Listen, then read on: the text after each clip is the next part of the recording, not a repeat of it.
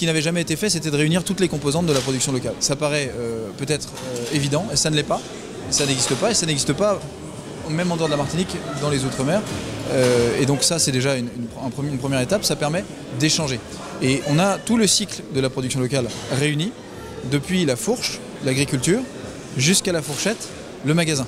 Et au milieu de ça, on a l'artisanat, on a l'industrie pour transformer, on a tout un tas de sujets. Et donc, au cours de ce cycle, il y a beaucoup de choses à améliorer. D'abord, il y a des produits aujourd'hui dont l'industrie est locale, qui pourraient encore plus travailler avec des matières premières locales. Il y a des magasins qui peuvent faire mieux en termes de mise en avant. Il y a beaucoup de choses qui sont court terme, autour du pragmatisme et du bon sens.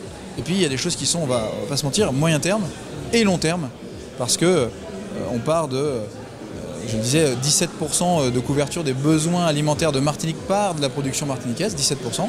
C'est beaucoup moins que les 60% de l'Hexagone et les 35% moyens des régions françaises. Il nous est parfois difficile de nous approvisionner en produits locaux.